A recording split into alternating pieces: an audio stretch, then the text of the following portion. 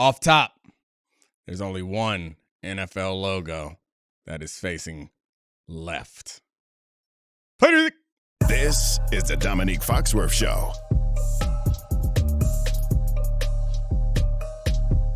Welcome to the Domonique Foxworth Show. Mina has crushed us on trivia the last couple weeks, so I decided to ask one that I think is it's easily gettable. Left. Yeah, so like everyone's helmet, and then normally when you have a face, it's going to face forward because that's the direction we're going. Yeah. We're going forward. We put our logo with a face that way. Which one is facing the other way? Charlie cheated. I did cheat Before the show. That's why I'm not answering. You looked it up? I started Googling it. It's a bird, if you wanted a hint. It's not like the Bucs or the Patriots. It's a bird team. They're facing backwards. Is it the Raven? No. No. Which bird? It's not the Seahawks. It's not the Cardinals. It's an East Coast team. Cardinals was my guess before I cheated, and I was told it was wrong. It's an East Coast team. Is it the Eagles? For some reason, yeah, you got it, Mina Kimes. Do you know why their logo's facing left? Give it to me, Charlie. It's because the neck feathers make a capital E. Oh, so okay, I see it. Yeah, makes sense. Cool. Anyway, so Mina, do you want to know why Dominique's in such a good mood? I'm not. It's because we gave him compliments before we started about his outfit on Wednesday. No, he hates compliments. You know he's in a good mood because he accepted the compliments. He was in a horrendous mood in the green room. We're sitting there, and we had to send out producer Brian to get him a 6-pack, a sleeve of big Reese's cups because his metabolism is so fast that he needed that. Make me sound like a yeah, because like I called you. Reese's. Did I call you before the show and ask? Mina is not here for our bickering. Did I call you before the show and tell you good needed games, to have a meal? Bad games, good goods, bad goods, good goods. Mina's sick of this in her. She's not sick of it. She's not. She's just like every guest just watches us bicker. Hey, Mina. Hey. Nice to have you here. I think he's in a good mood because he saw me on the screen and knows that means we're going to talk football. So boom, see? Let's get into it. Damn. Mina, what's your good game? Well, it's the left-facing bird, the Philadelphia Eagles, against the Denver Broncos. This is a great game. I find so many things interesting about this game, but I guess we could start with the Eagles offense because it's the 4-0 Eagles. They just win, baby, but they can't put together a complete football game on offense. Incredible in the first half last week. Very bad in the second half. Prior week, it was the reverse. Now they get to go up against one of the best defenses in the NFL. I'm interested in this from really a schematic standpoint because I think Vance Joseph is a pretty smart defensive coordinator. I do not think he's just going to man blitz Jalen Hurts. Yeah. So I want to see if Hurts and Patullo in this passing attack have answers on offense versus which they didn't have in the second half last week. It was, I think this is a great challenge for Kevin Patullo because I think that Vance Joseph is going to he's going to put him through a similar ringer. The Broncos, and you pointed this out on when I was on your show, I kind of mischaracterized the Broncos defense because I remember them as a heavy man defense, but they are not as heavy man coverage this year, which kind of surprised me coming in this game. So that's the matchup that I was most anticipating was the corners, the two really good Broncos corners against the really good Eagles receivers, but I suspect that they're not going to do nearly as much man, especially considering what the Bucs did to them last week, where they did some blitzes with zone, and it seemed to really confuse the Eagles defense, or at least fluster them. They weren't converting routes or anything. It just was a weird situation. But aside from that, you might be surprised that I'm more interested in seeing the O-line, D-line matchups on both sides. Is the Eagles have not been that dominant on either side of the ball on their lines, which has kind of been the starting point for all of our Eagles conversations was assuming that they're going to win the line of scrimmage. Yeah. And they haven't won it much this year. And they're banged Broncos, up. Yeah, they are banged up, but I think that explains part of the reasons why they haven't won it and losing certain players. But the fact of the matter is they have not won on either side of the ball consistently, and the Broncos have. So this game, we always give the benefit of the doubt to the defending champ and the home team, but I think we have, if you kind of blind just based on stats and like not based on reputation and experience. Like the idea that one team is better up front than the other team, and there's not like a significant quarterback advantage. It feels. Whoa! That you just slipped that in there. What you think? I mean, a significant passing game advantage. Is that more accurate? No, that's that you did a mild take and then you snuck in a hot take, like a little pepper. I thought they were both mild takes. To be honest. What do you call it? When you fair, think a hot smart take? analysis. No, I mean, obviously he's better than Bo Nix. He's done impressive things in the playoffs and Super Bowl and all that. But I think if we're looking at their passing game, don't walk it back. I'm not walking it back. I'm adding context. What are you doing? Yeah, I'm walking backwards. He's walking backwards in his chair. Somehow, by making fun of me, you made yourself look. Domonique Foxworth says Jalen Hurts is not a significant quarterback advantage compared to Bo Nix. Headline. Passing, you're right. That is a hot take. The passing game advantage is not significant in the Eagles' favor. I don't know. I mean, whatever. Nobody actually disagrees with me. They just want to fight with me. But we've all watched these games. Can you give a shout to? We should give a shout to Garrett Bowles, by the way, when you talk about the offensive line, because when you talk about these teams, you think of the two tackles on the Eagles and Mailata and Lane Johnson. And I know Lane Johnson's banged up right now, but Garrett Bowles has allowed 4 pressures, 0 sacks, and a 2.4% pressure rate this season, which is he's playing like one of the best tackles in the NFL. Yeah, so I mean, I guess that's what it comes down to me is when I'm looking for somewhere where there is an advantage that could like tilt the favor of this game. Like obviously, I think the advantage is in talent on the Eagles side, but there isn't in the O-line, D-line advantage feels like it goes to the Broncos. It's harder for me to decide who I think has the advantage, and obviously I think we all just kind of default to the champion and the home team. I have a bunch of questions about the Eagles, which is You're not being hyperbolic when you say there's no pass game advantage. Like Jalen Hurts has been 27th in passing yardage. They also aren't running the ball. They aren't getting the ball to AJ Brown or Devontae Smith. And I know that AJ had his whole soliloquy yesterday being like, "Oh, it wasn't really directed at Jalen Hurts and the Eagles. I'm so happy to be here. I think I could help the offense type of stuff." But I look at this Broncos defense, which is obviously really good and it's good at every level. Do you think that the Eagles, this is a spot where they're going to get either the passing game or the ground game right? Because it feels like both of them are very problematic. Like Saquon has not been Saquon of last year so far.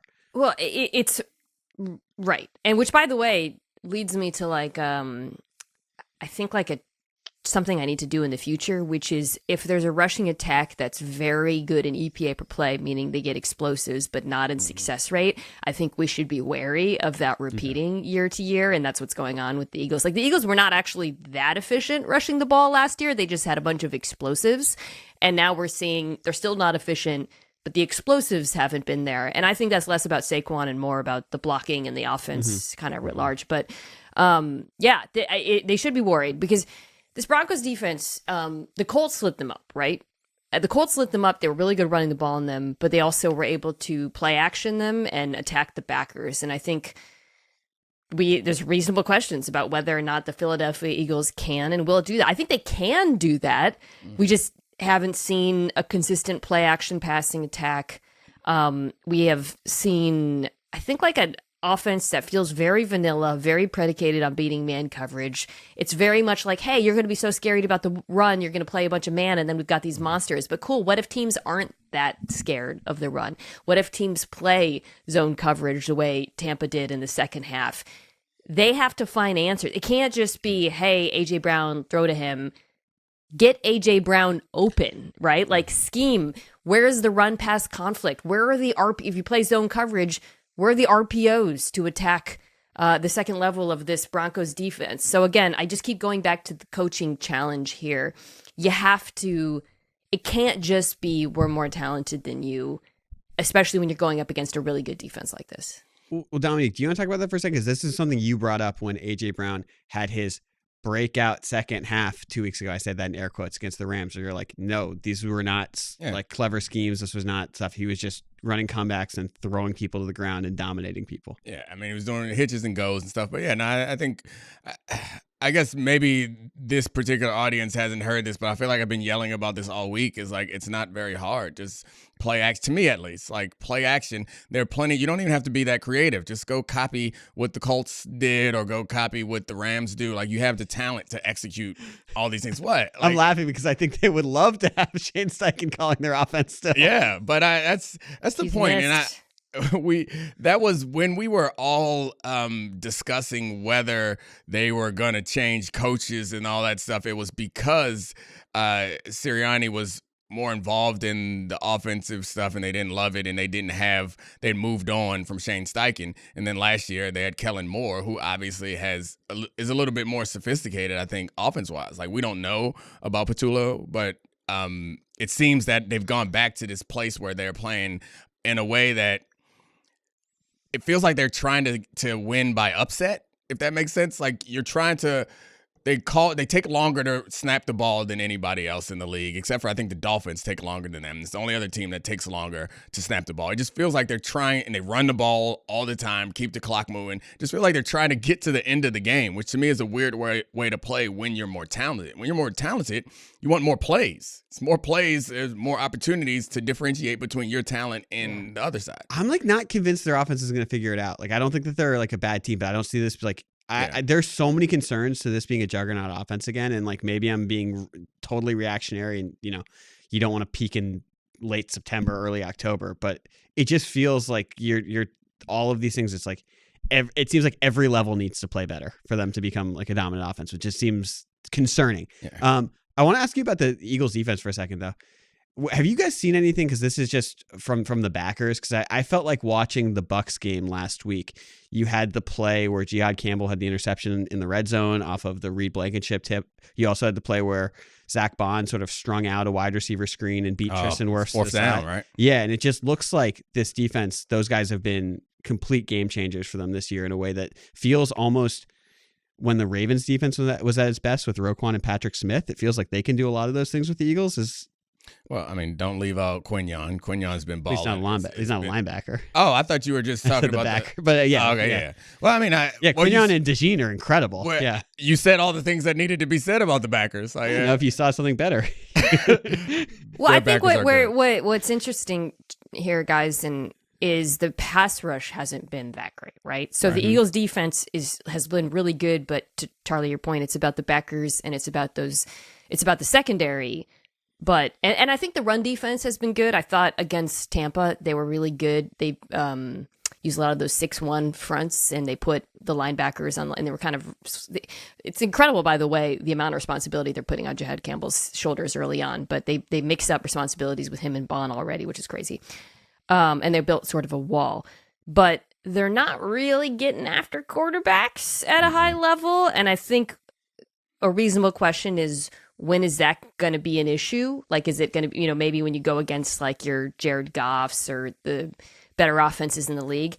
My thing is, I just don't think it matters this week in particular, because I don't think that the Broncos have the horses to attack the Eagles secondary. You know what I mean? Like, right. Every Eagles game is like, can you attack quarterback too? I kind of don't think Denver can consistently, Domonique. No, I think you're probably right. And I mean, that's the point I made off the top about the lines, is like the Eagles on either side, offensively or defensively, their lines aren't dominating in a way that they had in the past. So I think the offense has yet to kind of adapt in the way, but the defense, we said this before the season started. I think one of the shows we had with Mina before the season started about how this team is transitioning from being wave after wave front four dominant defense to being a defense that's dominated by their secondary and their linebackers, which is a way to play, but it's a little easier when if Carter was playing, which I know he has like some injury concerns that's hampering his ability right now.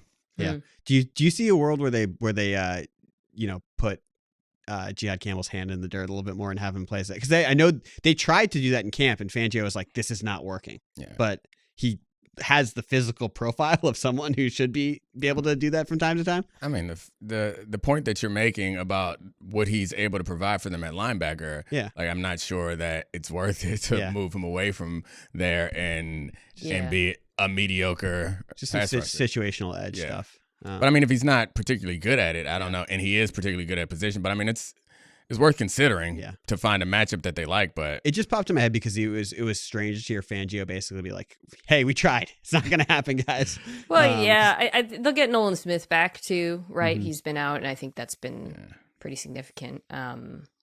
But yeah, I think this week, you know, I'll be interested in seeing if like the improvement we saw in the Broncos rushing attack last week continues with Dobbins, or if that was just the Bengals. But that's going to definitely be like, I kind of feel that way generally about the Broncos offense is like, if they can run the ball, I think that they can play action off of it, and that's probably good enough. But if they can't run the ball, I'm pretty skeptical of this passing attack. yeah, they're going to have a hard time scoring, but so will the Eagles, apparently. We might have to block some kicks. We'll see. Dominique, what's your good game? Bucks at Seahawks. My beloved Seahawks. Oh, same. Two biggest Seahawks fans on the show. I've been on the Seahawks all offseason. No, I mean, it's the matchup between two quarterbacks that should have stayed in Carolina, I guess, because I know how you like to on Bryce Young, and they had both these guys in the building. So I don't know. I think the Seahawks, the funny thing about some of these teams is the way we talk about them is so dictated by what their record is. And the Seahawks lost early in the season to the 49ers in such a weird way, and then we stopped talking about them in a way. Week one anchor theory. It's like the same with the Lions. It took the Lions a month to get over their week one performance against the Packers. I think it's also because, like, in our eyes, I mean, not there, their eyes. Yeah, there is some West or some East Coast bias on top of it, and also some Sam Darnold bias. But like, I think this team is one of the best teams in the NFC, and I don't think we've been talking about them in that way because of the Sam Darnold and the fact that they lost early in week one. So I guess I'm looking forward to this matchup because I want to see them match up against the Bucs, who is a team that I feel like have been a little higher on than they actually are. The way they've won. Right. They've won in these really close, magical games, and we love Baker, and it's made us respect them more than I think that we should. So Flashy players, Bucky Irving, long touchdowns, Ibuka, long touchdowns, etc. Yeah, Ibuka's great. Yeah. But so I guess that's why I'm looking forward to this game, is because I think this is going to be like a Seahawks coming out party, essentially, where we're gonna like, oh yeah, totally agree. This is one of the NFC teams that we should be talking about and we should respect. And maybe Sam Darnold in the playoffs is a whole nother conversation, but it feels like we aren't even considering that as a possibility when I think this team is gonna be good. I'm really interested in seeing the Seahawks offense against Tampa's defense because thus far, I've actually been more impressed by Tampa's defense than Tampa's offense. And Dominique, when we did a top 10 offenses pod, you had them as a top 10 defense, and I was skeptical of it. But holy smokes, Jason Light is a good drafter. Yeah. Those Bucs corners the young corners are playing so well right now, and they're getting more of a pass rush than they did in years past with Diaby, in particular being the lead on that. And they're really good against the run. So the Seahawks offense, they want to run the football under center, outside zone, play action off of it. What do you do if you're getting beat on first and second down in run defense? It's a lot, you're putting a lot more potentially on Sam Darnold there. So I think this is a really good litmus test game for both sides. I'm leaning Seattle in this because of the offensive injuries on Tampa, and that's the other side of this coin. And Tampa has quietly been not that very good at running the ball this year because of the offensive line injuries, I think. But yeah, I'm really excited to see the Sam Darnold and the Seahawks offense against Tampa. Jacob Parrish is a dog. Baller. It's a text that I received from Mina Kimes. I have you guys know that those are the type of texts. If you're friends with Mina Kimes, occasionally random texts that are unsolicited, unconnected to a conversation. It's not like, hey, good morning, how you doing, what you up to? It's like, hey, random rookie cornerback dog. Well, did you I was know? thinking about him because I was watching the Eagles offense trying to figure out what went wrong last week, right? Because they didn't complete a pass. And I mean, that dude, there are all these psycho nickels right now in the league, including one in obviously Philadelphia and in Seattle when Witherspoon plays nickel. And yeah, he looks like one of them because he is out there just hitting. By the way, one thing you brought up, it's just something I've just been thinking of with the Jason Light part of it. I think the Seahawks, and this has nothing to do with this game, but just a larger general trend, It's crazy how well they were able to transition their team and how well that front office is run to like get out a year early on Geno Smith and I'm not saying it's his fault in Oakland or in Vegas. There's a million problems, but like making that transition and then also going from Carroll to McDonald and having it within a year feel like a McDonald team. It's just like, it's a really impressive amount of organizational stability that you don't sort of see. Are we though overrating? It's week 4. They played bad. No, we feel like we're pretty comfortable saying. Think this is a continuation of what we were seeing last year, though. Like, this is certainly on defense. Yeah, this is So I don't think we're overrating it. I think Charlie's point is still fair. Maybe they aren't going to be a championship contender, but there's no way that they fall off, I think, this year, and we just have them wrong altogether. At this point in the season, have we had enough games that we feel better about making predictions? And no, I don't think we have. That's why I ask, because like I said, like I'm still like, week 1, Darnold really struggled. The offense looked bad. I want to see them go get. This is a very good defense, right? But there's teams like, one of my good bad game is a good case study. Should we do that now, or we still have to get to we can do it. We'll come back to Charlie's later. No one cares. Let's go on. Okay, well, no, it's to Domonique's point. I don't think we know much about enough about this Patriots offense yet. For example, right? Like, so Drake May is like statistically one of the best quarterbacks in football, best completion percentage. He's like top 5 in just about everything, but competition really matters there. And so that's a good example, I think, of like, okay, we got to start seeing this against the better defenses, see how he does. I'm really high on Drake May and I'm really excited, but like that, he's not going to finish with the best completion percentage in the NFL. It's some of his, like the advanced numbers also do back it up, but I think, let me find the exact stat. He's 14th in DVOA, which accounts for opponent. So yeah, but again, it's still even early for that. The other thing about that, DVOA, you get a lot. It's after week 6 where it becomes like a more official statistic, right? But yeah, the crazy thing about that, Mina, to your point, is like after this, they play the Saints and the Titans. Like the Patriots, the Patriots schedule is going to be very beneficial to Drake May all year. This was always the thing with the Patriots, right? They have one of the easiest schedules in football. One of the things I think is so intriguing about this game is it actually doesn't just feel like I know we're going to find out more about New England. Maybe they're more fraudulent, and like the schedule obviously plays a lot into that. They barely beat Miami. They've had some rough losses also, but this now feels like what it felt like 7 years ago when Buffalo's playing New England, just in reverse, like the established team playing like a legitimate upstart team where New England might be considerably better than we think by the end of the season, just because their offense is really fun. They're really well coached. And we had a ton of questions about their offensive line coming into the season, and their offensive line has been good this year. They've only allowed pressure on 32.9% of the snaps, which is 7th best in the league. And that was a huge question mark of could they even get their best 5 guys out there? Were Will Campbell's arms too short? And like, that's a huge step forward for the team. Pressure to me. So yeah, I mean, pressure is one of those stats that I think it's a useful stat for understanding how a game is being played and what impact had for a game, but I think sometimes it's a hard stat when you're using it to measure O-line plays specifically. Well, here's the thing about that. You're totally like quick right. Pressure is a different thing. Yeah. So they're facing the 9th most blitzes compared to last year, the 31st. So that's a lot of blitzes.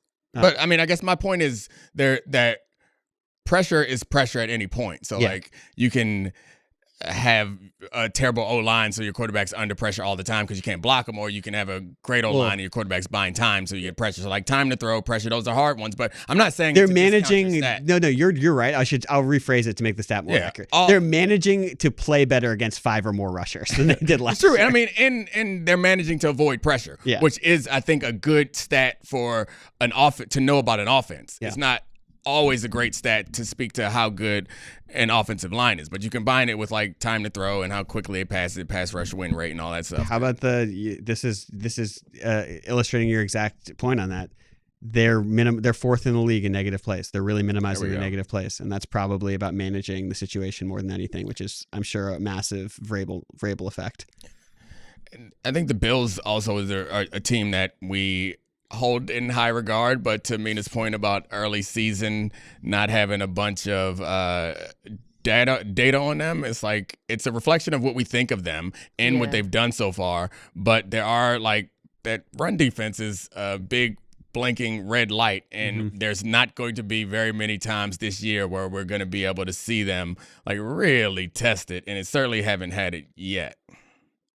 I think this is a good test for them, both sides, honestly. Like I talk about Drake May a little bit. You know, I think the Bills, like the Patriots offense is starting to round into form. You can kind of see they're like settling on an identity. And it was really interesting last week, by the way, to see Steph Diggs kind of finally have a breakout because he was winning downfield in a way he hasn't, and that made me think, okay, he's probably like getting healthier, right? Like if the Buffalo can shut them down, it's a pretty good. I'm not saying they're you know like the creme of the crop, but like that you start to feel pretty good about, because I don't have Bills offense. We don't even talk about. I have no questions about that. But the defense was like they looked legitimately awful week one, and then they've been awesome since then.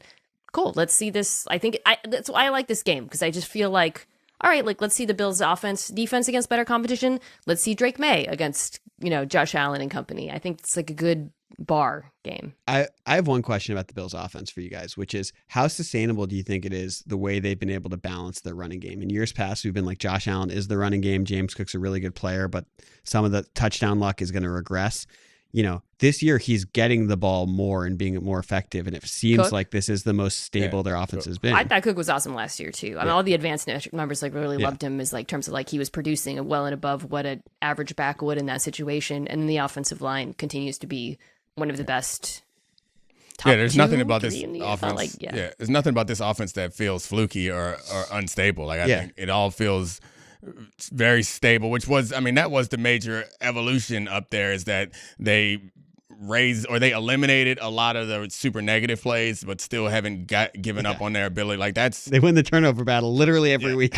So that feels incredibly sustainable. I had a thought that when Mina was talking about identity, and it's a word that we use a bunch, and I guess I was trying to think of how to define it, because obviously I think she's right when it comes to the Patriots, but when you talk about a team's identity, everyone wants it to be like some sort of toughness. But I guess when you think of an offensive and defensive identity, you think of like, what is the play? Like, what's the play? When I think of this offense or this defense, what is the play? Is it a all-out blitz? Is it like a rush with four, or the same thing with play action or boots on offense, or a zone or ISO, or a duo concept? And I guess while I agree with Mina, I don't know that I have that clear a picture of what New England's identity is, right? A lot of play action. They've been running that a lot more. I think like that downhill run game is where they're their best. You're starting to kind of figure out the roles of the skilled players. I mean, their big 12 personnel team, Hunter Henry is like quietly the most important offensive player on this team. I mean, and that's a continuation. Like Drake May is just really comfortable throwing him the football. So and that's going to be an issue for Buffalo, man. Tight ends, spine of the defense. Don't love that for them. So I'm going to give my good game. We're hopping backwards. No, all good. It's Chiefs Jaguars. I actually think this is a really interesting and good game. I still have a lot of questions about the Chiefs running attack. I think they need to get that figured out, but there were so many positives in the way they were able to protect Mahomes and the way the passing game looked with Xavier Worthy back. But I think it's a significant, and I can't believe I'm saying this, I think the Jaguars defense is a significantly bigger and more interesting test than the Ravens were last week because of what their secondary and their defensive line are. And I think coming into the season, I was so sure that Liam Cohen was going to have the offense sorted out much sooner than the defense. And the defense for Jacksonville has just been really good. And I know Cohen has improved the offensive line. Things are going better, and despite the question marks around Trevor Lawrence. But I think that depending on this game actually feels a lot to me like New England Buffalo, Mina, where it's similar, and it's like an established team and then an upstart team where we might take considerably more seriously depending on how they perform against the Chiefs. Yeah, I totally agree. I think the context, this is another great, the Chiefs offense looked all the way back, but there were guys in the Ravens defense that I've never heard of, right? Playing out there. So this is a much better bar, a much better test game. The Jags defensive improvement is quietly one of the great stories of the NFL season thus far. This was the worst defense in football, and they have really turned things around.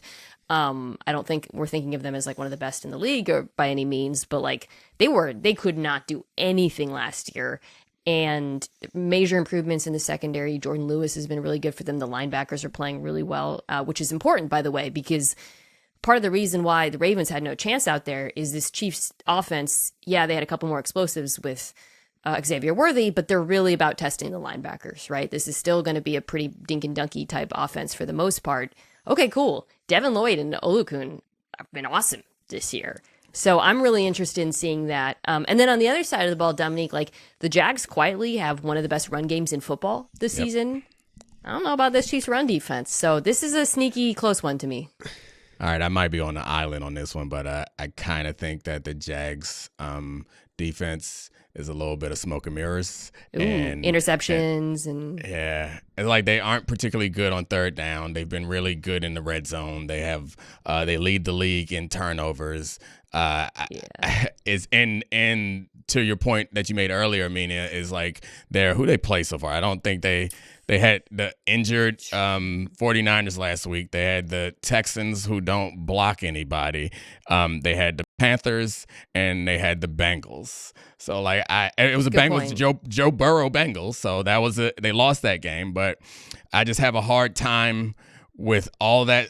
Put all that together. You put those games together, they're bad on third down on defense against these teams that we don't think are very good. They've gotten a lot of turnovers, and they've been good in the red zone against these teams that are not very good. So this, to me, I think it's a good matchup, but I think if their defense holds up in this game, I'll be like, all right, okay, Jags, I respect it. But when you say that, like, if it's a little bit of smoke and mirrors, because, Mina, I'm really glad you brought up Jordan Lewis, because Eric Murray and Jordan Lewis were two, like, awesome additions that they made this offseason in the secondary that have been, like, really impactful. But do you think, when you're saying that you have questions about it, it's not that you're saying that they're bad. It's just that they're inflated by turnovers. Right. Yeah. Okay. I mean, they're, like, by EPA, I think they're top 5. They might be, like, second in the league as the defense is concerned. And they aren't that good. Mm-hmm. The 13 turnovers, I think, is what they have so far this season. They're 9th in success rate, though, which is like down to down. But competition, Domonique, this is such a great moment in the NFL season. Like, we're a quarter in, but like, who you played, right? Is like really, and I think, okay, Chiefs offense, who you played, right? Like, the Ravens, like, right, kind of like, right. Jags defense, cool. Who you played? What do you think though about? I think like the Jags offense to me is like so close to being good. Yes, right? Agreed. And they kind of figured out how to use BTJ, which is to say, just outside the numbers. I really think this run game is going to present a problem for a lot of teams. Right. I know. I think you're right. And then you can 6 build yards off to carry for what's his name for ETN. And like that's, you have to assume Tutin's going to get more involved. I know it's largely the offensive line too, but there are under a handful of backs as explosive as Tutin in the league, and like that's a weapon that hasn't been fully unleashed yet. The Jags are 3rd at rushing DVOA so far this year. Yeah, that's impressive. So that to me, I mean, run game is always sustainable. So yeah, we'll see. I guess saying it's smoke and mirrors feels like I'm being insulting. I don't think the Jags defense is bad. Yeah, but I don't think they're as good as the numbers suggest. Success rate, that matters. That helps a lot. That gives me a little bit more confidence in them. But we'll see. I'll feel more like I know something about them after this week. Yeah. Domonique, what's your good bad game? Good question. Texans at Ravens. Oh, this is not even good. This is not even bad. Just a bad. Now that we know that Lamar is not playing, it gets even less good bad. I don't know. I mean, what if the Texans offense looks bad this week though? It's impossible. Yeah. It's impossible. It's possible. It's not possible. Don't you challenge Nick Caley. Wait, is it confirmed that Lamar's not playing? Did I miss that? I know He's they've been unlikely to play. They've been sneaky about it. Yeah, I mean, I guess I assume that he's not going to play. Yeah, no, you're probably right. Yeah. My parents have Ravens season tickets, and so my parents are going out of town this weekend, so they gave me and Declan the tickets weeks ago. I don't know. We might have to put them things on the market. And by the way, Mina, go down there and see Coop. By the way, Mina, the betting line moved 10 points, so I think that's a good indication. 10 points. 10 points. I mean, Lamar's 10 points. Crazy. It's insane. Texas defense has been as advertised, and the best way to play them is to have a running quarterback, which Cooper Rush, contrary to his name, is not. He's the that phrase nominative determinism. Determinism, yeah. Like Kenneth Gainwell, it always gets brought up. Yeah, he's the opposite. Yeah, I mean, we don't have to spend any time on this game. I think neither of these teams, neither of these teams I feel like are as they are currently constructed teams that we have to worry about long term in this season. The question is, for me, the problem is calling the Ravens game a get right game suggests that it's a game that gets you right going forward. Like, even if the Texans play well offensively in this situation, I don't think that it's something that will be replicable going forward. And for the Ravens, like, they just have to find a way to win maybe one of these next two games before they go on a bye, and hopefully address the defensive issues and try to get healthy and ready to make a run. Also, if you're going to sit Lamar for a game and he's banged up, do it against Azeez Al-Shaair. Yes. So that you make sure that he's has all of his limbs and his head still attached after this week. Will Anderson too, but Will Anderson will do it within the rules. Within the rules.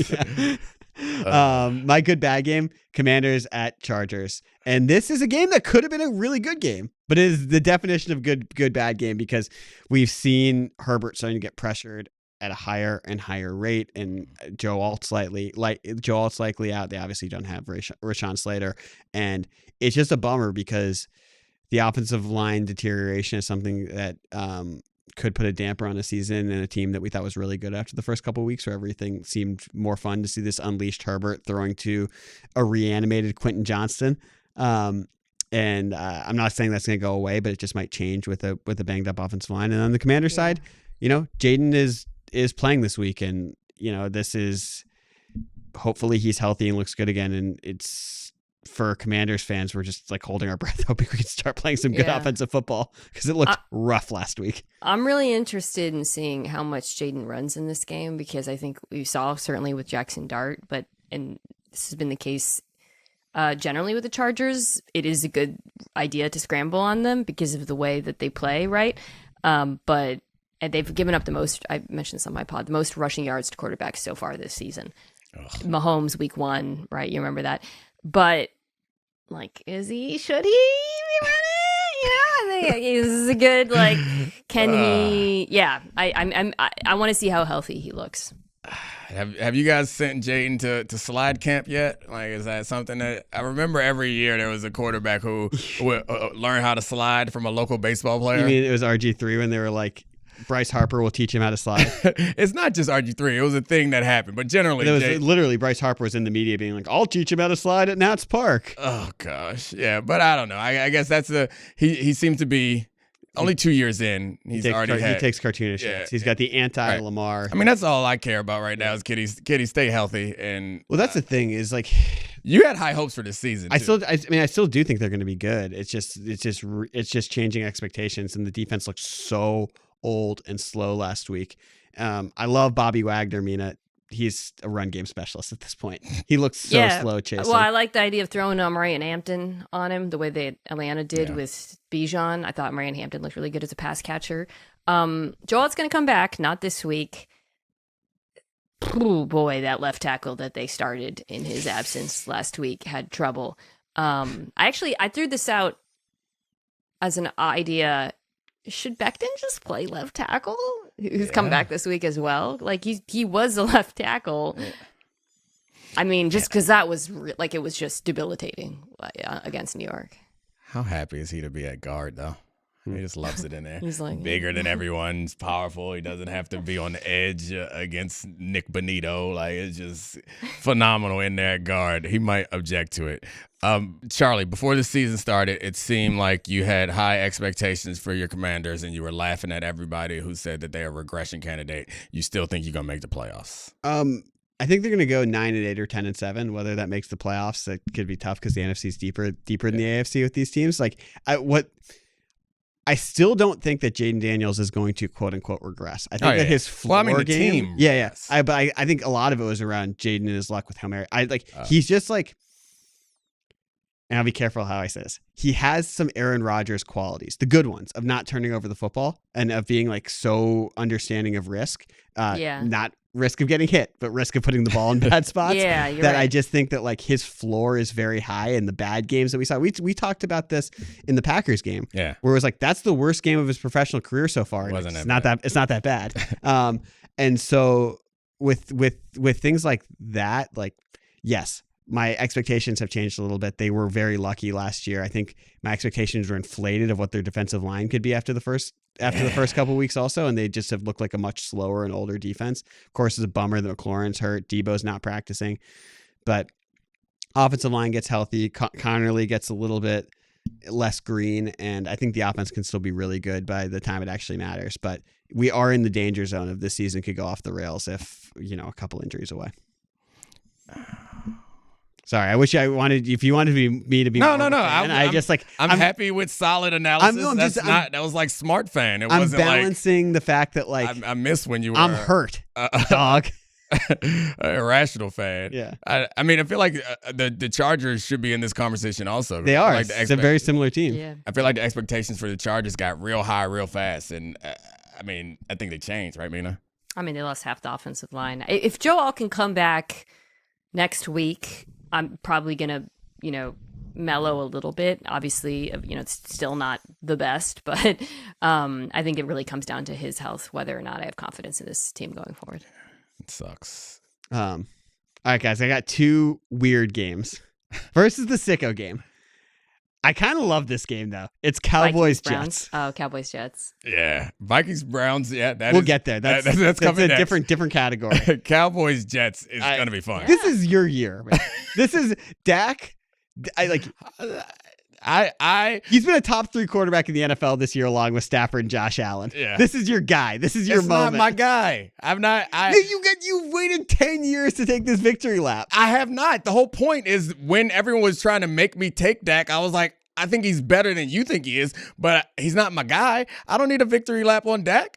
I'll be right all the time. It's fine. I'm right. And y'all seeing it? Okay, we'll move on. He's been awesome. He's been awesome. He's been fun to watch. Throwing lasers. And the offense is so fun, and they lost CeeDee Lamb, and he was still great. He was still super fun with Pickens last week. Let me throw this out to you guys. Which defense is worse, the Cowboys or the Jets?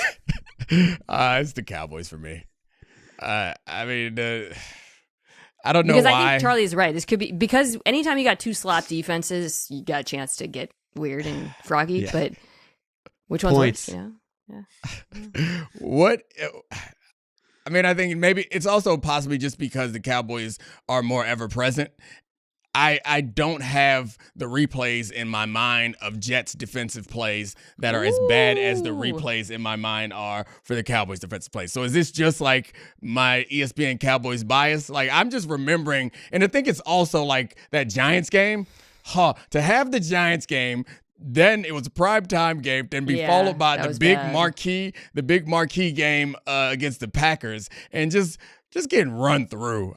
That Packers game was so fun, though. I loved it. Watching the Jets on Monday, the defense just missing tackles, flowing constantly in the wrong direction versus play. I was just like, oh my God, they're bad. I think that I kind of agree with you because I think the Jets have more talented players, but yeah, it's that almost makes it worse. I know it does, right? I just don't. So I guess it's because when you say Cowboys defense, I think about the Giants receivers running past Cowboys DBs that aren't even backpedaling. The coverage is so far blown that they got 15 yards coverage. You think about Trevon Diggs? Just name him. Yeah, it wasn't just Diggs. They did it on Bland too. It happened, and it could have been the safety's fault. Like it was happening over, and it wasn't just neighbors. It wasn't just Diggs.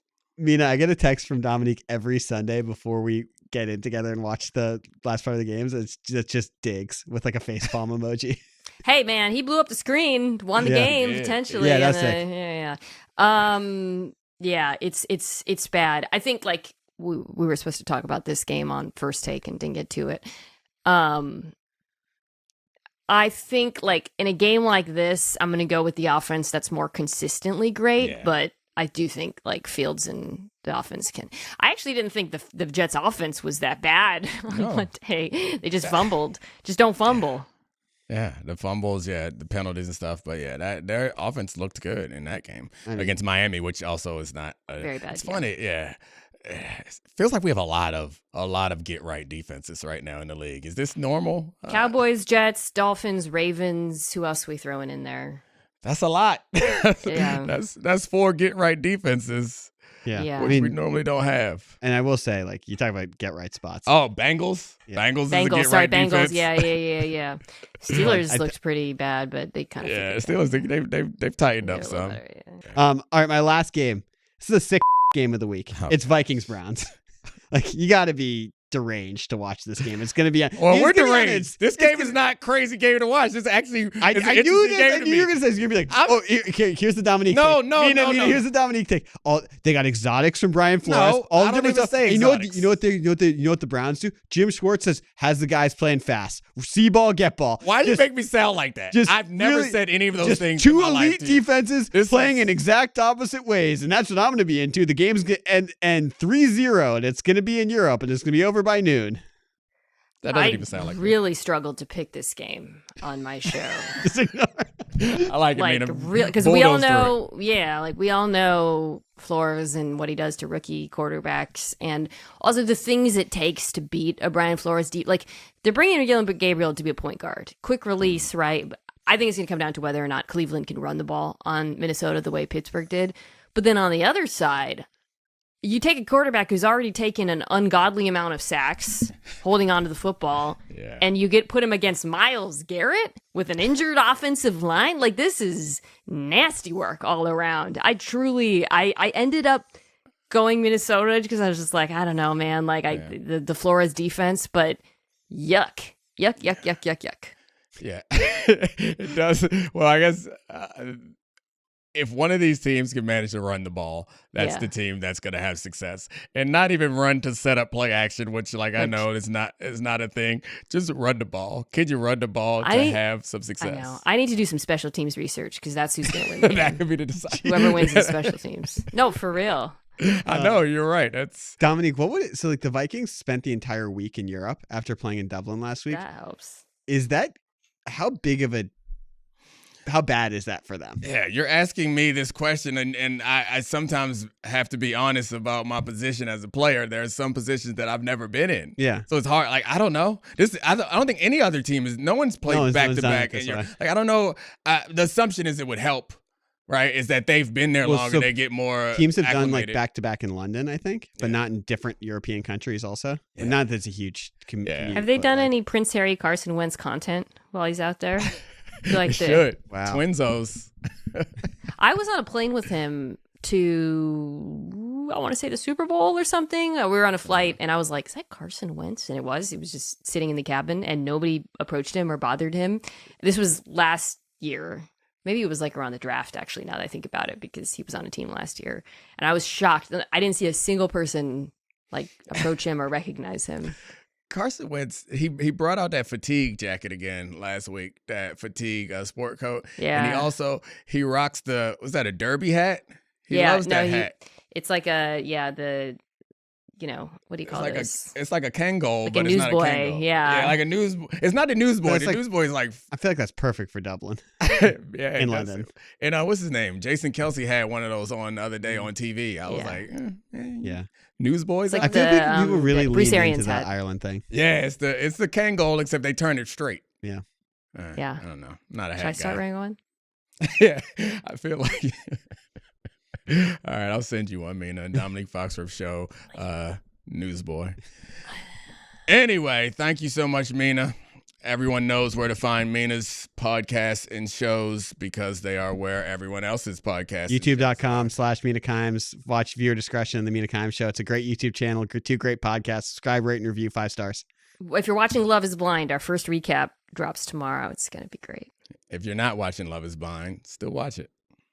Oh, sorry. We have to do. What? We have to do our Survivor pool. League. Oh yeah, I thought it was over because Mina lost last week. It was over. Because I won.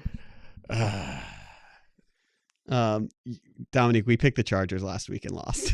Oh my We're God. 1-3. You lost again. We can't. This is over. You can't keep All right, fine. It's over. spitting in the face of a Survivor pool concept. I don't understand. Like, legitimately, we can I might be the worst at Survivor we could pools. Who did I pick transition. last week? Who did I pick? Stand by. Some losers. We can transition from Survivor to just like pick 'em. We just keep score. Just fade me. Mina's winning. right. Yeah, Mina picked the Texans. She's 4-0. We're 1-3. 4-0, and how are you 1? You were the Ravens of our survivor. We are. Except for when we like sort of did the bravado pick of picking the Commanders against the Packers. Well, we picked them. You don't get to. We don't get to excuse. The Packers and Chargers the last 2 weeks, and they lost. Yeah, that's bad. All right. Terrible. Mina, who's your pick for this week? And you've survived. We didn't survive, but Okay, so I've done the you have picked so far the Steelers, Rams, Bucks, and Texans. Steelers, Rams, Bucks, and Texans. Dang, I want to pick the Rams again. Okay, I'm going to go with Steelers, Rams, Bucks, Texans. No. I will pick. I'm going to take a safe one this week. I'll take the Lions over the Bengals this week. Yeah, that's a good one. Dom, should we take the Colts against the Raiders? Sure. Let's take the Colts against the Raiders. You've made all our picks, though. I feel like it's because you don't. Yeah. Okay. So bad. I was about to pick. Okay, you pick. Because I'm 1-3. You're taking no responsibility for the team. No, I'm You're not throwing your teammate under the bus. You said it. I was saying that. So I started looking. Never mind. Make your pick. Give me the Colts. Make your pick. Colts. Okay. Thank you so much, Mina. Thank you, Charlie. Thanks to all the great producers. Paul Pillow, we love you. We're out. This is the Domonique Foxworth Show.